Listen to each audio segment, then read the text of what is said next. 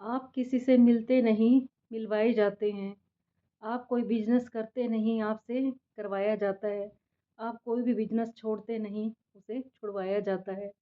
इसका मतलब आप समझ गए होंगे कि आज की मेरी मोटिवेशनल स्टोरी जो है, उसका मेन टाइटल क्या है कि आप कुछ भी नहीं कर सकते। जो करवाता है, वो ऊपर बैठा हुआ परमात्मा ही करवाता है। और जिससे भी वो मिलवाता है, हम नहीं मिलते उससे। वो मिलवाने का ज़रिया वो परमात्मा ही होता है, क्योंकि हम कुछ भी नहीं करते, हम तो एक कठपुतलियाँ हैं और नचाने वाला ऊपर बैठा हुआ है, सबकी डोर उसके पास है। तो वेलकम है आपका पूजा की दुनिया में। तो एक और स्टोरी लेके आई हूँ मैं आपके लिए आज फिर, तो बताना आपको मेरी वीडियो कैसी लगी। तो जहाँ भी हमने जाना हो, वो परमात्मा ने सब कुछ फ़िक्स कर रखा होता है, किस टाइम जाना है हमने और कहाँ पे जाना है, किससे हमने मिलना है, वो सब कुछ लिखा हुआ है। पहले ही सारी स्क्रिप्ट जो है परमात्मा ने लिख रखी है, बस वो एक चिप डालता है और वो सारी मूवी चलती ही रहती है। तो जैसे हम धरती पे आते हैं, तो हमारा कुछ फ़िक्स नहीं होता कि कौन हमारे माँ-बाप बनेंगे, कौन हमारा भाई बनेगा। परमात्मा तो नहीं पूछता हमारे से कि जाओ ये तुम्हारे लिए माँ-बाप चुन लिया मैंने, क्योंकि अगर हम मेरे ऊपर उन्होंने छोड़ा होता, सब बंदों के ऊपर छोड़ा होता भगवान ने, तो हर किसी को हक होता अपनी मर्ज़ी से माँ-बाप चुनने का। माँ-बाप को अपना बेटा चुनने का हक होता, एक पति को अपनी पत्नी चुनने का हक होगा। तो सब कुछ पहले से ही फ़िक्स है, कुछ भी नया नहीं होता, सब कुछ परमात्मा ने फ़िक्स कर रखा होता है। ऐसे ही आप देखते हो कि कई बार क्या होता है कि एक पति-पत्नी हैं, उनकी आपस में नहीं बनती। एक पत्नी तो ऐसी है कि अपने पति के साथ बड़ी खुश होके रहती है, कोई उसका खर्चा नहीं करवाती, और दूसरी तरफ हम देखते हैं एक ऐसी पत्नी होती है कि वो इतना खर्चा करवाती है, लेकिन फिर भी वो सैटिस्फाइड नहीं रहती। तो इसका कारण क्या है? ये है सब पिछला हिसाब-किताब, जो हम यहाँ पे चुकतू करने आए हैं। तो परमात्मा ने एक-एक पाई का हिसाब कर लेना है, हमारे सोचने से कुछ भी नहीं बनेगा। कई बार क्या होता है कि लोग किसी से पैसा उधार ले लेते हैं और उसको चुकाते नहीं हैं और सोचते हैं कोई बात नहीं, दे देंगे फिर हम, और उनकी नीयत ख़राब हो जाती है और कहते हैं जैसी नीयत वैसी बरकत। तो होता क्या है, जो उनके पास पैसा होता है वो भी ख़त्म हो जाता है और फिर उन्हें दोबारा जन्म लेना पड़ता है। जब तक वो पाई-पाई का हिसाब करते हैं, तब तक वो यहाँ से जा नहीं सकते, और अगर वो चले भी जाते हैं, तो फिर परमात्मा धरती पे भेजता है कि जाओ तुमने उनके इतने पैसे देने थे। ऐसे ही क्या होता है, कई सास-बहू का आपस में बनती नहीं है, तो ये सब बहाने होने होते हैं। हमारे पिछले जो हिसाब-किताब होते हैं, वही हम यहाँ पे चुकतू करने आते हैं। लेकिन बहाना हो जाता है कि उनसे मेरी बनती नहीं है या पति-पत्नी की बनती नहीं है। और कई लोग फिर पता है क्या कहते हैं कि जैसे कोई लड़का होता है, जवान हो जाता है, तो लड़की देखने जाते हैं, तो कइयों को वो रिजेक्ट कर देते हैं, और फिर जब शादी हो जाती है, तो बात-बात पे लड़की को ताना देते हैं, तुम्हारे आने से पहले तो मैंने 10 रिजेक्ट कर बैठा हूँ। अपने दोस्तों में बैठते हैं तब भी ये बात करते हैं कि मैंने तो 10-10 लड़कियाँ रिजेक्ट कर दी, फिर मैंने शादी की इसके साथ। तुमने रिजेक्ट नहीं की, वो परमात्मा ने तुम्हारे लिए बनाई ही नहीं थी। जो परमात्मा ने तुम्हारे लिए बनाई थी, वो ढूँढने के लिए टाइम तो लगेगा, और वही तुम्हारी ज़िंदगी में आएगी जिसका हिसाब-किताब तुम्हारे साथ है। तो इसी पे मैं एक छोटी-सी स्टोरी सुनाती हूँ आपको। एक बार क्या होता है, 2 दोस्त होते हैं, इकट्ठे पढ़ते हैं, और जब उनके कॉलेज लाइफ़ ख़त्म हो जाती है उनकी, तो एक की तो जॉब लग जाती है, और जो दूसरा जो होता है व्यक्ति, जो दूसरा दोस्त होता है, वो मिर्चों का व्यापार करने लग जाता है। उसका बिज़नेस इतना अच्छा चल जाता है कि वो पैसे में खेलने लग जाता है। फिर अचानक से ये जब कोरोना टाइम आता है, ये तब की स्टोरी है और रियल स्टोरी है ये। तो जब कोरोना टाइम आता है, तो उसका जो जॉब छूट जाती है, कोरोना टाइम में कई लोगों की जॉब छूटी थी।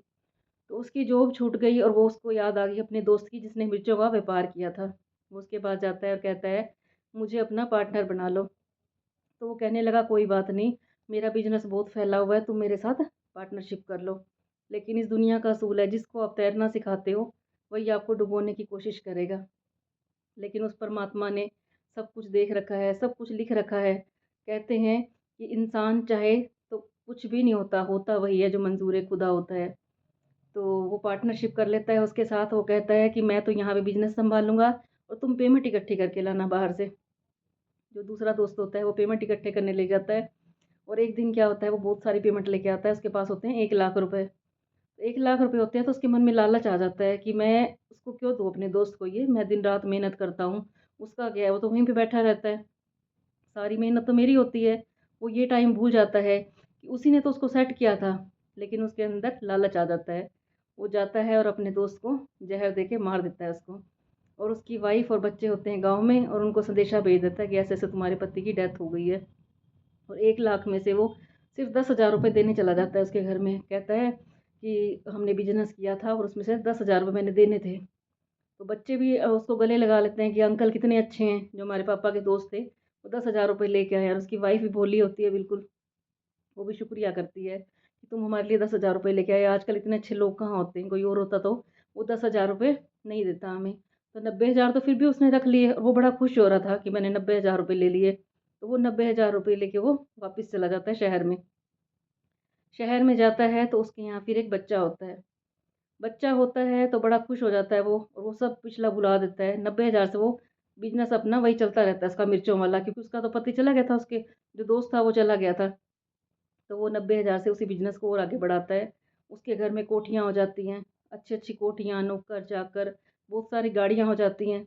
और वो बच्चा धीरे धीरे बड़ा होने लग जाता है। जैसे ही बच्चा बड़ा होता है उसकी शादी की डेट फिक्स कर देते हैं। और जिस दिन शादी होती है उसकी, शादी वाले दिन ही वो बीमार हो जाता है, बहुत बीमार हो जाता है। और उसी टाइम फिर क्या होता है, नर्स को बुला के लाते हैं। नर्स को बुला के लाते हैं और वो कहता है कि पिताजी किसी को बुलाने की ज़रूरत नहीं है, मेरा अंतिम टाइम आ गया है। फिर वो कहता है कि बेटा तू ऐसी बातें क्यों कर रहा है? कहता है बेटा नहीं हूँ मैं तुम्हारा दोस्त हूँ, तुमने मुझे पहचाना नहीं। उसने कहा कि मैंने जितने पैसे लगवाने थे तुम्हारे से लगवा लिए, अब मेरा हिसाब रह गया सिर्फ 2,000 रुपये का, और वो मैंने रखे हैं सिर्फ जो मेरे कफन पे खर्चा आएगा, तो ये तुम मेरे ऊपर खर्च कर देना। बस ये सुनते ही उसकी आंखें खुल जाती हैं और वो कहता है बेटा मुझे माफ़ कर दो। कहते हैं बेटा मत कहना, मैं तुम्हारा दोस्त हूँ जिसके तुमने पैसे खाए थे। तो ऐसे होते हैं कि जब हमने किसी का पैसा खाया होता है तो पता नहीं किस रूप में वो हमारे घर आ जाता है। कोई बेटा बन के आता है, कोई भाई बन के लेता है, कोई माँ बेटा का रिश्ता हो जाता है।